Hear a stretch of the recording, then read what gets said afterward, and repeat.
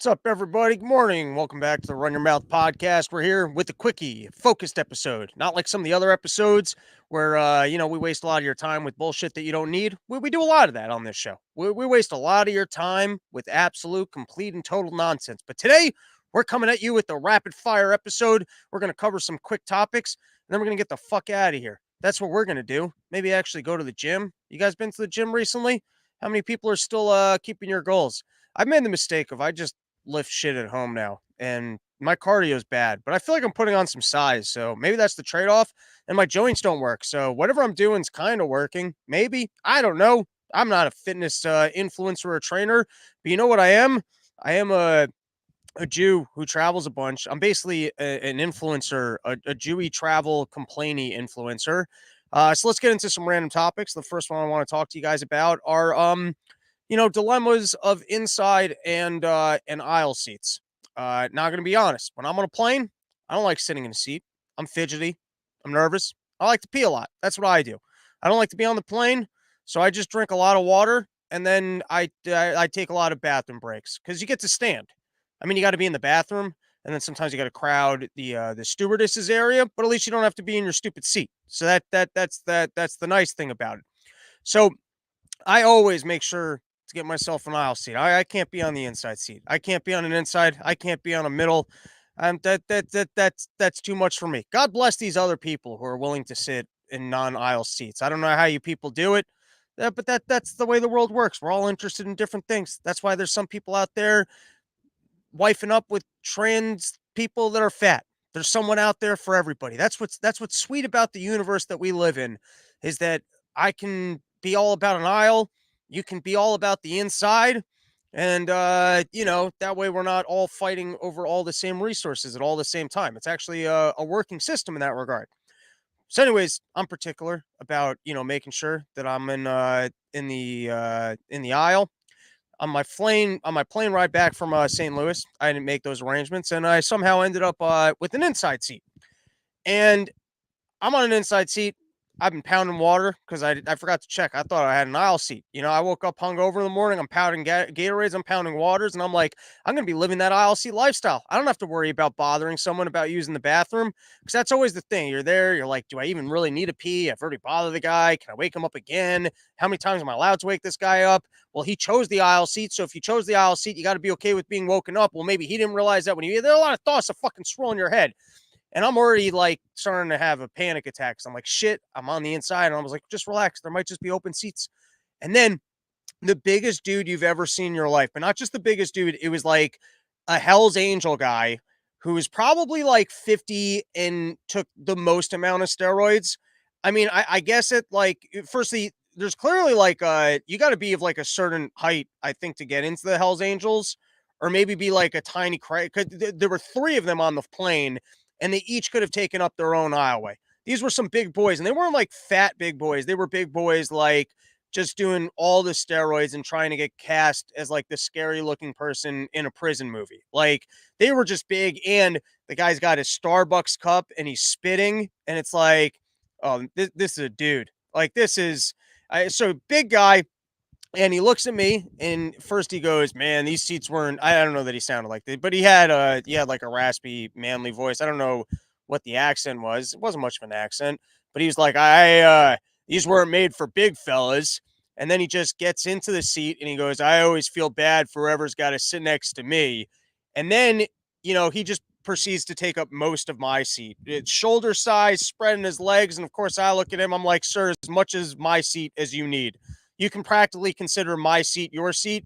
And if they come by with beverage, you're entitled to my beverage. Whatever you need, whatever I can make your stay sitting next to me more comfortable, I am here for you." And so he instantly goes to sleep. And then I start chewing on a nicotine toothpick because I already need a pee. And I'm like, I'm not sure at what point I get to wake the big fella up. Uh, and then I realize, why don't stewardesses just let you take the open seats? Sometimes you're on planes and there's a lot of open seats, and then they could look at you being basically stuffed up against the boards. This was like a hockey game, but it was like a check the entire time. It was like, this guy's just checking me into the windows. Why can't one of these stewardesses just be like, "Hey, I got 14 open seats over there. I got an open seat over there. Why don't you guys, you don't have to be cuddling up together." It doesn't look like you guys are a gay, bare and bald, anti-Semitic, uh, biker gang couple. So you guys don't have to be cuddled and you smushed against the glass window. And when I come by for with snacks later, you can have your own snacks. You don't have to share it with the larger guy. But then I got lucky. The stewardess lady finally she came and she woke him up. And I was like, as long as you're up, I wasn't gonna do this. I was gonna hold in my bladder, even though I really needed to pee and was nervous about taking out my laptop because I had work that I wanted to get done on the flight, but you were taking up most of the space into my seat, and I was nervous that I might hit you. But then, so then I woke him up. I'm gonna get him up. He made eyes with me, and then he's just like, "I'm gonna take that seat because they're open, and the stewardess isn't gonna wake me up." But why don't they just be like, "Hey, why don't even they just make that announcement? All right, the entire plane is seated, and if you're stuffed uncomfortably, the following seats are open, and you guys can fight amongst yourselves for them." And then we get built-in entertainment. Maybe that's the way they can do it. Is they go once we reach cruising altitude of 3,000 feet, um, we have one open seat in first class, and whoever would like to fight each other for that seat can be like musical chairs. They can like play the music. Once the music starts, you can get it. First guy gets his ass into the seat, gets to keep the seat. They can do that for every open seat on the plane. If you go to the bathroom at that point, you just lost your seat. Now, look at the problems that I'm solving here, airlines. I'm making your boring plane rides more exciting. I'm making use of your otherwise open inventory, and then everyone gets to be more comfortable. They don't have to be stuffed into seats. All right, another random topic, but let's look. People are flooding in. We got classics. We got Roscoe. Man shows up to gigs with silver coins.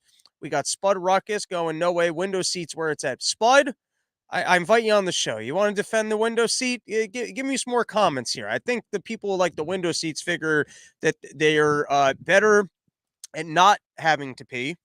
And so they'd rather be unbothered. They'd rather be able to look out the window. They'd rather know that they can control the window.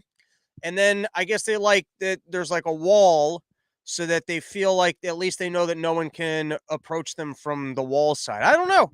I'm putting out there, Spud Ruckus. If you want to defend aisle seats, you can send me an email, robsnewsroom@gmail.com. I'll have you on a future episode, or you're welcome in the comment sections to let me know where you're coming from. All right, here's another random, and then we'll get into some news topics. No, two more randoms, then we'll get into the news topics. Um, I bought myself a Berkeley water filter. Was somewhat expensive purchase. I mean, relative. I think it was like $200 or so, and I got it because I stopped drinking my tap water. I'm gonna say like 2 months ago, and it was because it started tasting weird enough that I was like, I think I have to stop ignoring the fact that this tastes weird. And I was already like ignoring for a long time that it kind of had that cloudy thing some of the time. And I will say that since I've stopped drinking tap water, maybe it's just all mental. Maybe I've made other improvements in my life, or maybe fluoride actually has something in it that just keeps everyone calm and dehydrated, where your body intuitively knows that it doesn't want that fluoride going through your system because it makes you lethargic. And so your body ends up drinking soda and other sugary beverages, or just generally speaking, being dehydrated because it doesn't want all that fucking fluoride running through its system. Or you power through and you go, no, I'm going to be a healthy individual. I'm going to make sure to get my 8 glasses of water a day. And then you wonder why you're taking naps in the afternoon and you don't have the focus. You're like, am I that old? Am I that old? All right, but the point I'm really getting at, so then at some point, firstly, I mean, the water started tasting weird, and then not only did the water start tasting weird, something happened that I got like one of those spray hose things, and the nozzle got stuck down, so I could only get water through that nozzle thing. I couldn't even get water through like the normal sink, and so I started just buying myself a bottle of waters. Now the problem with buying bottles of water, well, firstly, it's just a pain in the ass. You know, like I don't like living in my apartment like it's a hotel where I'm like, shit, I have to go out for water. And we're gonna I understand how insane I am as a person. We're gonna get to that in a second. So I've been pounding bottles of water, but then you start getting nervous. Well, am I consuming too much plastic from all the plastic in this water? And then you're also like, this is no way to live, because every once in a while you run into a moment where you're like, fuck, I don't have any water. I gotta go get a fucking bottle of water. So I was like, that's it. I can't be doing this. I gotta go get myself a filter system. And then at one point I bought like a Brita thing, didn't fucking fit my sink. And then you're like, the pictures get annoying. And then I was at a fan's house for a show, and they're like, I got this Berkeley thing. This thing's incredible. And I was like, all right, you know what? One-stop shop. Put this thing up on the counter, fill it up with water. I'm gonna have water in my apartment. I'm gonna be living that good water life. And then I get the Berkeley filter, and it's got just way too many instructions. For what should be a simple contraption, this thing has way too many instructions. And if I'm already insane enough that I'm afraid of the water that's coming out of my faucet, do you guys really think I'm not going to be afraid of your instructions that includes chemicals that I got to add to the water the first time? I don't want to be at fault for my own. Like, if someone else poisons me, at least they poison me. But I'm not good with instructions. Anytime I've ever built an IKEA shelf in my entire life, I got to deconstruct it and reconstruct it. Because at some point, I'm like, these directions don't make any sense. Then you just start winging it. And then you realize you figure out what the instructions actually were. But I don't want to be poisoning myself. I mean, what customers are actually buying the Berkeley water filter and then end up using the Berkeley water filter? I'm genuinely curious to know, because I feel like if you're a crazy enough individual that you don't want your sink water, who's that crazy but is also willing to follow the instructions and not convince themselves that they're poisoning themselves because they constructed the filters in the wrong way and added too much of whatever the random liquid was. And then there's some secondary contraption like a fucking cow's udders. You got to fucking work these udder plastic pieces and add it to even remove the fluoride. And so how much research do I got to do whether or not I'm getting the fluoride out of the water? Because I started having gay thoughts. I didn't want to talk about that aspect. No, that's not true. And I'm going to make it clear that's not true. It's not true. This guy's gay, though. He wanted to put it right into the comments. Mike Fuss, letting everybody know. All right, let's take a couple comments here. Spud Ruckus, LOL, yes, all of that. You at least have one side where no one is sitting and either trying to talk to you, invading your space, etc. Steven just saying RYM forever, throwing it out there. Darth Chaz, talk to Dave about appearing on Viva Frey. We'll take one more from Spud Ruckus. I live in Idaho. It's pretty clean water. There you go.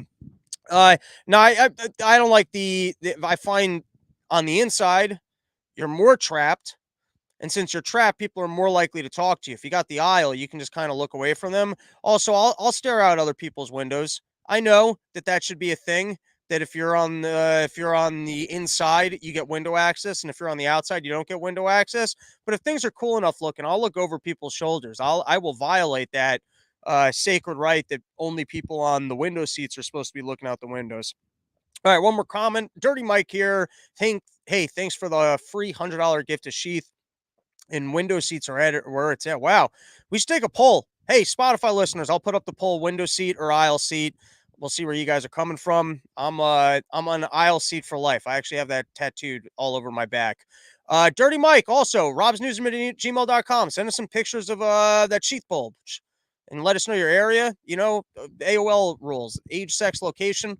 We'll put it out there for the other fans, and maybe some ladies will be impressed with your sheath bulged, and you'll get laid. All right, next random topic. And then I promise there are going to be a couple news things. I turned off ads on my computer. I think I probably whined and complained about this before on the show, but I get easily distracted. And I don't like every once in a while, you just Google something that is too expensive for you. And then everywhere you go, it follows you around the internet. But it doesn't just follow you around in the internet. It goes, hey, you should buy, like, it just keeps flashing up and getting larger and it's dancing around on the screen. You're like, I'm trying to get work done. And this thing I can't afford is just mocking me. My entire life is now being spent being mocked by this item, or I just wasn't ready to research it. Whatever the fuck your indecisiveness was, I don't want to be followed around the internet by moving images just because I was on your website once. You want to give me a stagnant ad? I don't care about a stagnant ad. You want to put yourself in the corner? Maybe I come back to your website. I'm okay with that. It's all the flashing and the moving. I'm trying to get work done. Imagine in real life, you passed a store and then one of the sign guys just followed you around for the entire day.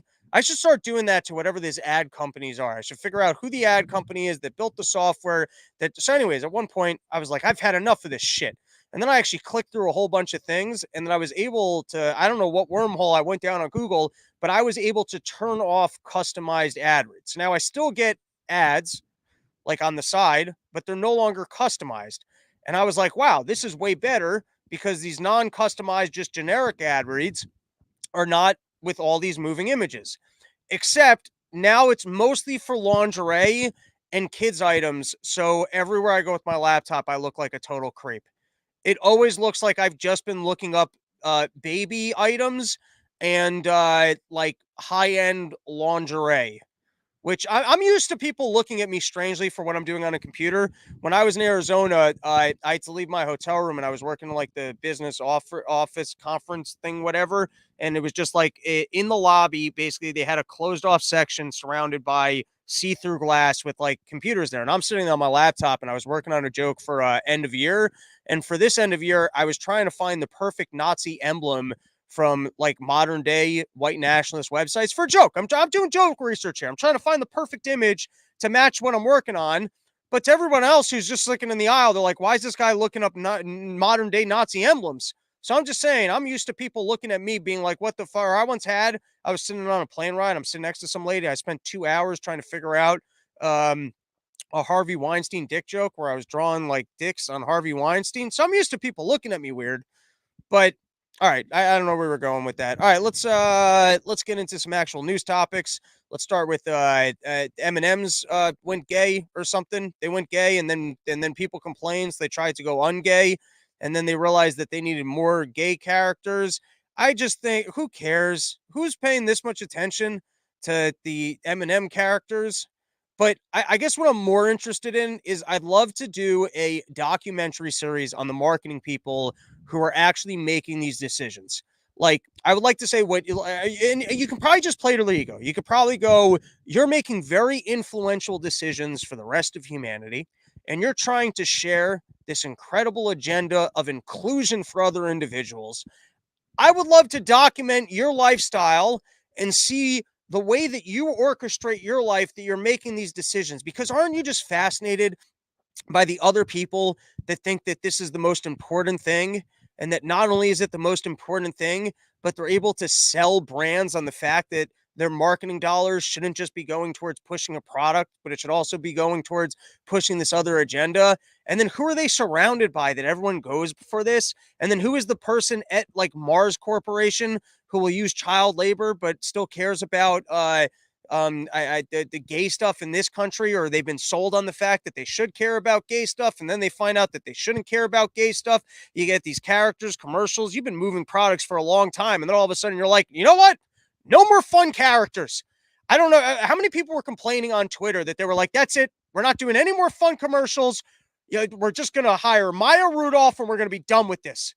She's an unknown race and clearly a lady, maybe a lesbian. I'm pretty sure we're checking all the boxes. She's funny sometimes. I mean, she's good in some movies. I don't know. I'm not hating on Maya Rudolph, but I'm just saying that's it. Nothing creative or fun. We're going with safe choices and get me some safe people here. And I mean, they weren't that diverse. Where it was like I'm a black M&M. That's right. I don't know where I was going with that. Okay.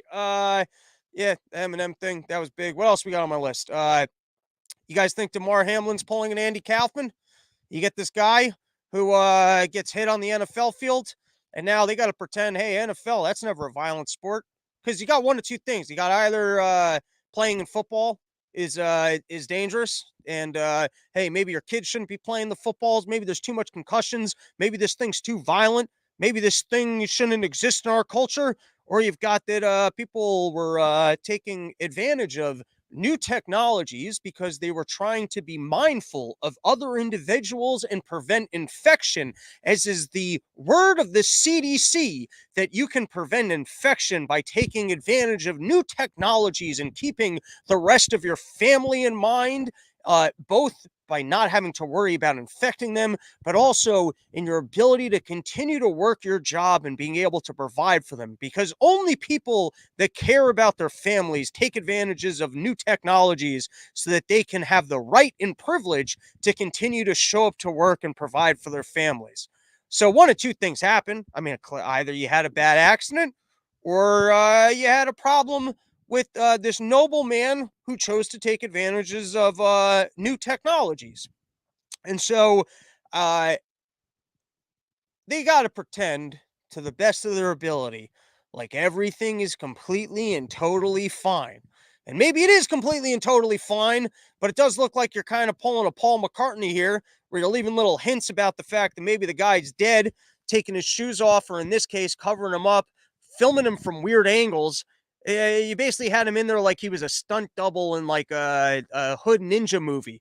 Get this guy covered head to toe, red colors, can't see the eyes, get him clapping from the back, clapping from the front. I mean, it makes no sense. Like, unless you're trying to pull a prank of trying to convince us that the guy's dead to keep this topic in our minds for some reasons, the fact that you're filming him but not letting us see him in any capacity was pretty fucking weird. All right, now let's comment on Scott Adams. I don't know about you guys, but I'm finding that the people who played an intellectual role who got the COVID thing wrong, I'm personally done with them. Scott Adams, I actually thought Scott Adams was a really interesting fellow. I enjoyed Dilbert as a kid, particularly the I think the Wally character. And then I remember later on reading his articles in the Wall Street Journal, and I was like, oh, Scott. And he always had a very interesting and alternative perspective. And then I even read some of his books. He had an excellent book where he was an early predictor of the fact that Trump was going to get elected. And he's got a whole thing in there about like cognitive bias, the way our brains work, things that you should be aware of in general psychology. Really interesting guy with interesting analysis. Not that I followed everything he did, but if I find something that you do interesting enough that I actually buy your book and then read the book, that's a pretty that's an endorsement as much as that's even worse for me worth from me of holy shit, in my opinion this guy has something very interesting and insightful to say. I don't know how, based on the other things I'd read from him, he had gotten COVID as wrong as he did. And I never actually picked a fight because I was never 100% on how wrong he got COVID. I feel like early on I saw him criticizing vaccine people. I was like, oh, that's surprising. I would have thought that you were more of the independent thinker. I'm actually surprised that you're not seeing through this based on the other things I've read from you on sales, marketing, and general psychology. But like that, I don't know. Individuals like that who managed to get the COVID thing wrong, particularly if they were loud about it, I don't know how you kind of come back from that one, or at least for me as a person who once was a fan. Like, and there's other people that I'm just less interested in now because they got that one as wrong as they did. But I don't know. What are your guys' thoughts on that? What do you guys thought? Like, should we let the people who got this one grossly wrong just turn around and like go? Like, do you trust their analysis on other? We're all going to get things wrong. I'm going to get things wrong doing this. There's no question about it. You do this for enough years, you're going to get topics wrong. I guess it's how wrong you got them and how arrogant you were in your perspective of whether or not. And I'm not saying like you got to be shunned from society. I'm not saying people should lock you up. I'm just saying, what do you guys think about people who are specifically in the field of news or political analysis or other like, or in that vertical, who very arrogantly get things like this entirely wrong? All right, let's take a couple comments. We got Hippie coming through. Agree. Good riddance to people who got it so wrong. We all played the same level and they couldn't cut it. All right. Next is we've got Ukraine is cleaning up corruption, which usually means someone solidifying their political power. Usually, when someone goes, "Oh, I'm going to get rid of the opposing political parties, and now I'm going to clean up corruption here," usually means that they're cleaning house a little bit. You know, they're looking around, they're making sure no one wants to take the throne, and anyone who they think might be a threat to their to them being on top, you clean them out. You go, "Oh, that guy's corrupt," because they're all corrupt. But now, here's what's wild to me about the Ukrainian corruption story of all these headlines of Zelensky's cleaning up the corruption in Ukraine is you're also kind of admitting that there is corruption in Ukraine. And here we are, we're sending billions of dollars over to your country. And that people declined Rand Paul when he wanted to at least do some sort of an oversight. He's like, firstly, it's insane that we're sending all this money. But if we are going to send over all this money, can we at least get some oversight of it? Can we see where all this cash is going to be going? And everyone else was like, nope, nope, nope, nope. Don't bring that up. That it's all going to the right place. It's going to be like those the PPE loans. I mean, even those were processed here within our own country and we account for all of that. You don't have to be worried about missing dollars. It's not like the Pentagon doesn't have perfect accounting of all the money that we're even spending over here. It's not like they don't have a perfect record. I mean, look at we're talking about military spending here. We're talking about arms. I mean, you're nervous about presidents who might be leaving with paperwork on our nuclear or other materials. So when it comes to the actual devices, when it comes to all this spending on the military equipment, you think we have anything other than a perfect record on this? So let's just take a step back. Let's understand when government processes money out, I mean, within our own country, we're perfect at this. None of it goes to waste. There's no fraud. We do a perfect job of vetting it. We make sure it goes to the right people. And then when you look at military spending within our country, we know where every dollar goes. We know where every piece of equipment is because we're perfect about this. So if we're going to send money to the other side of the world, you don't have to worry about it. All of that money is going to go into these people protecting themselves. You don't have to be worried about that money. But then Zelensky comes around and he fucks up and he goes, hey, you might have to worry. Well, we got some corruption here, but don't worry. I'm going to start cleaning it up. I know that you guys already sent me a lot of this money, but don't worry. We're going to clean it up so that we can, moving forward on the next batch. That's going to be his next claim. He's going to go, guys, I'm sorry, lost a lot of the money. You sent it over, and it was an emergency, so we didn't have time to clean house and for me to get rid of all my political opponents in the name of corruption. And sadly, those people stole a bunch of your money, but so we need even more now because they stole so much of it. But the money that you send us now, we'll make sure that that goes to the right place. We're not going to make that mistake twice. All right. Last random news topic, we got Mike Pence. He also apparently left with secret documents. Everybody's got secret documents. We got to start kicking in all these doors. That's what we got to do. Just start showing up to any single fucking president's house. You kick in their door. Forget the presidents. Let's go after people in the Senate. Let's go after congressmen. Let's go after Supreme Court leakers. Let's start showing up to houses, start swatting them all, get those fucking barricades, hit open those doors, start checking cabinets, start checking people's bathrooms, start checking under their sinks. They've all got documents. How fun is that? I mean, Mike Pence was standing around and he goes, shit, I probably have some stuff too. I better go take a look. And so he starts taking a look. He calls up his lawyer and he's like, you know what? You might as well just send all these boxes to that nervous librarian person. Let them go through it and let us know it's classified. All right. If all of these people are fucking up, sounds to me like you probably just don't have a working system in place. Because, I mean, you can only have so many things being true at the same time.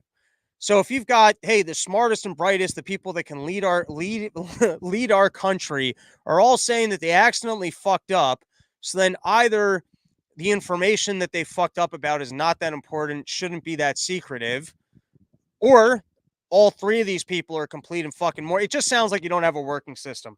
Either none of these people were accidental. Every single person that leaves office secretly leaves with paperwork that's supposed to be marked classified, and they're either doing it just because they like having it, they want to sell the information. So there's a possibility they're all walking off with information that they're not supposed to have.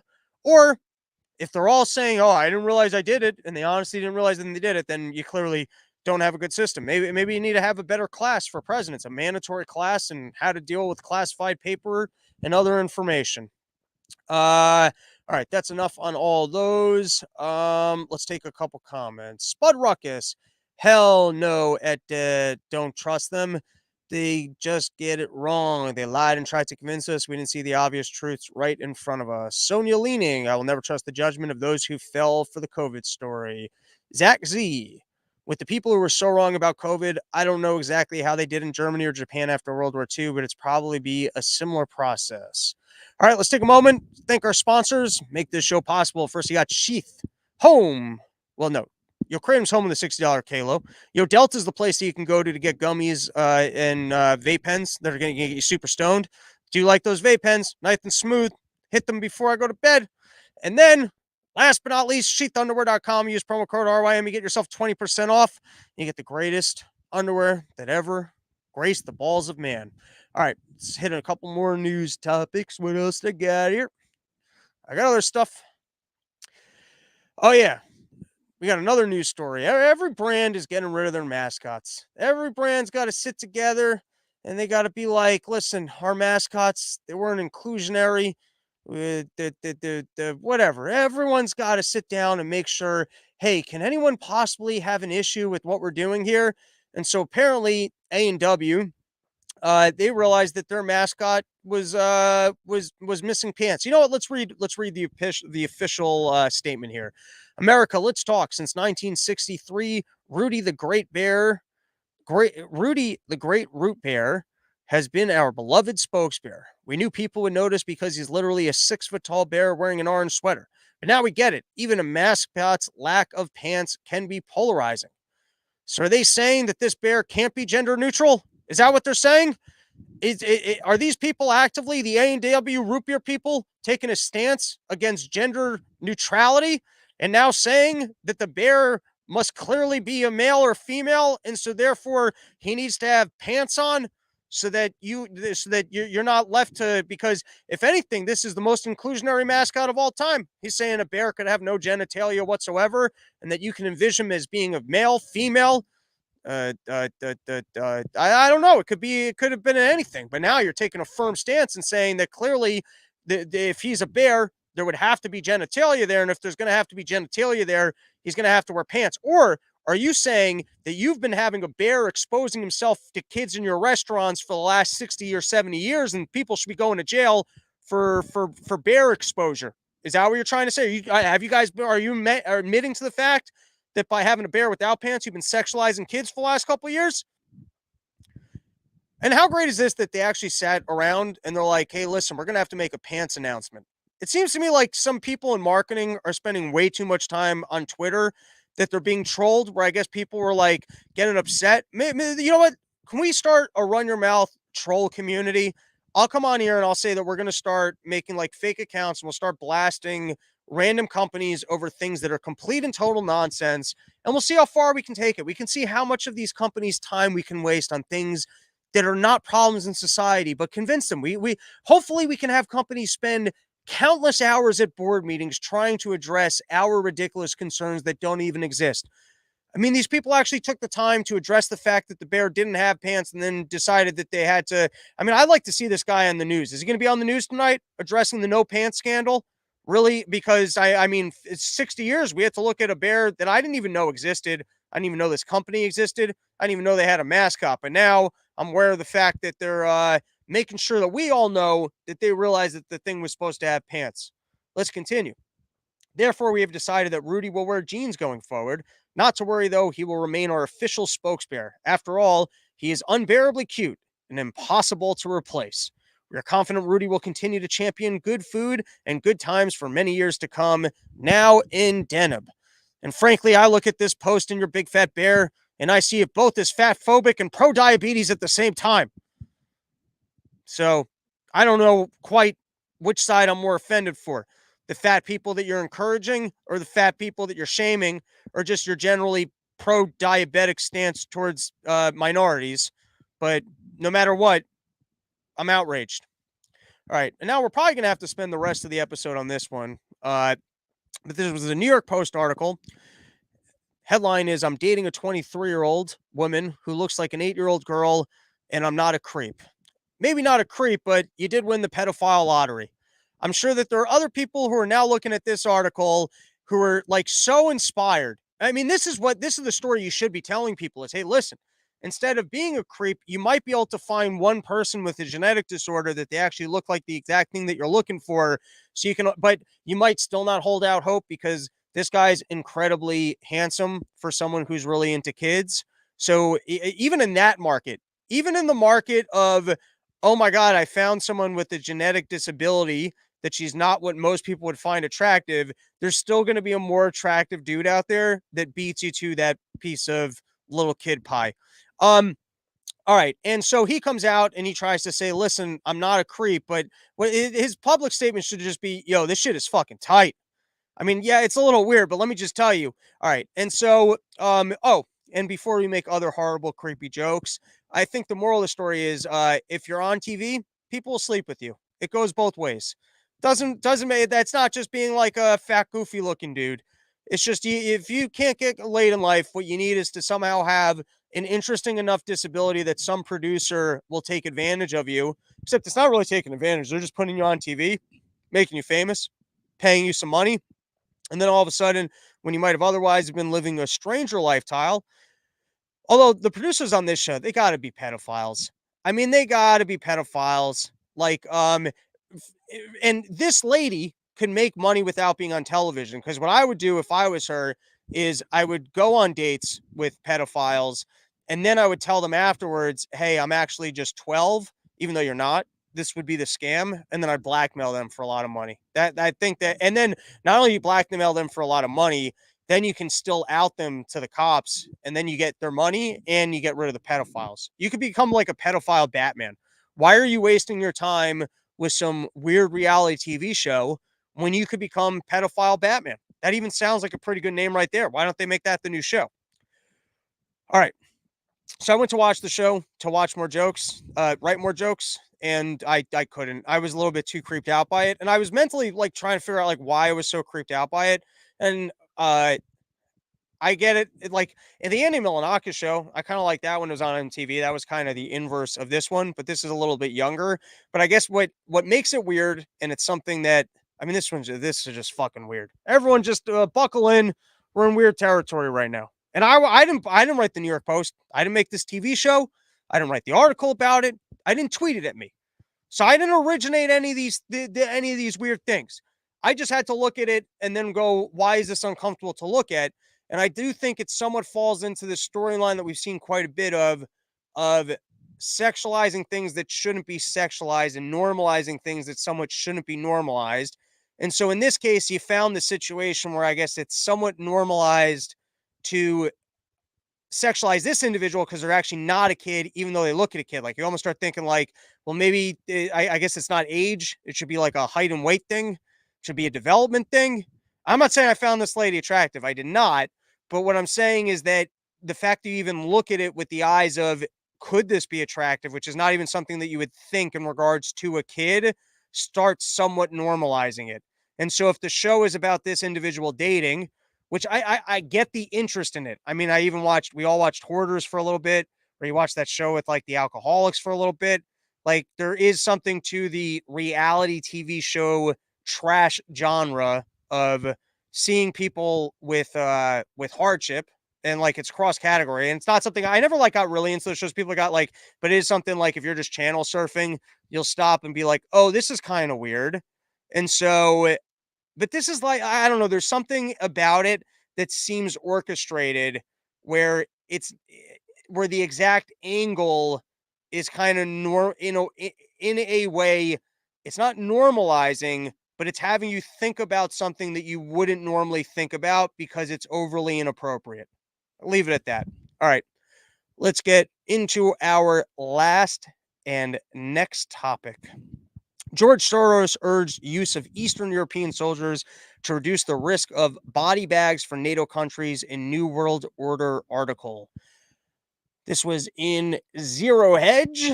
There's only one piece of this that I thought was interesting and worth seeing. He's got a whole thing about how a long time ago, George Soros essentially predicted that Western countries, we don't like death, we don't like war, but that there's certain areas of the world where they seem to be more comfortable with fellow people dying, and so those would be better pawns in the war game because you're not going to end up with as much outrage or calls for basically less death and immediately ending the wars.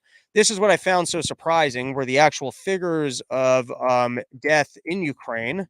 Did I? Oh no, yeah. This is sorry. This is a doctored image, and that's why I was confused with it. The top half was I was screenshotting what the article was, and then the bottom half is later in the article. So this is not a clean picture replication. But here was the one thing that I think was worth everybody seeing. Here we go. As Soros predicted, Ukrainian society appears to be tolerating the high death toll in its current conflict with Russia. During the Vietnam War, the U.S. lost 58,220 over the course of approximately 10 years, and yet the war saw strong opposition from the American public. Despite a far higher death toll in a far shorter period of time, Ukrainian society has seen little in terms of protests. I'm going to have to double check this figures, but according to Zero Hedge, there's already been more Ukrainian deaths than American soldiers that died in Vietnam. That sounds astronomical to me. And if that's true as well, I guess that gives a little bit of perspective to just how gross the American efforts are in having a war in that region, backpedaling from negotiating and giving the Ukrainians more supplies so that they will stay in the fight as opposed to resolving it. All right. These were two other quick stories that we'll highlight. You see, I got to be less like, hey, I need to plan out full episodes. We've already done 40 minutes. We could just be rapid fire and frantic. I don't think you guys care. Josh Hawley, who amongst all the Senate Republicans strikes me as the most presidential. That's not me saying that I like the guy. That's not me saying that DeSantis wouldn't have better odds of winning. I'm just saying if I look at all the cast of characters, I'm just throwing out a name and a prediction. Not saying he's going to run. I'm just saying that to me, from a purely television perspective, and just a guy kind of having a bit of an even keelness to him, a little bit of just intelligence and an ability to showcase why other people are dumb. From a purely TV perspective, I think that this guy is a bit of a winner. Got a lot of goofballs out there. Sure, I wouldn't agree with him on war stuff. I'm sure if he got in there, he'd be bad as everyone else. I'm just talking about the spectacle of television, of who do I think can actually be persuasive and not come off like a fucking goofball. And I'm telling you that this guy's one of the better players. And this was a particularly funny move. Here we go. Senator Josh Hawley wants to bar lawmakers and their spouses from owning and trading stocks while in office by proposing the Pelosi Act. The bill, whose title is Preventing Elected Leaders from Owning Securities and Investments, i.e. the Pelosi Act, takes a dig at its namesake, former House Speaker Nancy Pelosi. For too long, politicians in Washington have taken advantage of the economic system. They write the rules for the American people. It's great. I mean, firstly, I agree with this, that they probably shouldn't be allowed to trade. I actually think that's probably why Pelosi was like, you know what? I'm getting the fuck out of here. I can see that they're going to clamp down on this, and I don't need everyone taking a look at where I made all my money. I'm going to cash out and get the fuck out of here. But that's particularly funny. All right. And then here, this was maybe Dookie's finest moment yet. So let's give a listen to this and we'll call it an episode. When you found out that the FBI had located even more classified materials in Wilmington, which four-letter word did you use? Oh my goodness, Peter. That is perfection. That is perfection. I don't know if maybe if the sound didn't play, Dookie just said it doesn't even really need much commentary, but I'm already talking, so why not? He says, I think the sound played. Probably don't have to repeat it, but he basically he says, when you guys found out that there were more documents in Biden's house, which four-letter word did you use? And she can't help but laugh because that's the question that forces her to go, yeah, that sucks. It doesn't make us look good. It doesn't. That's not a good look for us. So good for Dookie. Dookie's getting better at this. You know, usually he just comes at them and he gives them an opportunity to answer. This one, he just laid it out in a way where she's just like, fuck, you got me. All right, that is our episode. Thank you for hanging out. Probably back on Friday with another one. Maybe not, because we're going to be doing the live one from Maryland. People, if you're out there, Perryville, Maryland, myself and Davey Smith this Saturday night, stand-up show followed by a live podcast. Those are separate tickets. It's at the Fifth Company Brewing. Delicious food over there. I've eaten their brisket. I've eaten their wings. I've drinking their beers. Got a wall of beers. It's going to be a fun time. Come hang out. And then I believe the weekend after that, we're in Dallas. Weekend after that, I'm with Justin Silver in Fairfield, Connecticut. If you're in Connecticut, that's going to be a fun time. I'm featuring, he's headlining. Justin Silver's hilarious. Love watching his stuff. And then I'm in Dallas with Dave Smith. More tour dates coming at you. And that is our episode. Have a great day. Catch you Friday, Saturday, or whenever we do the next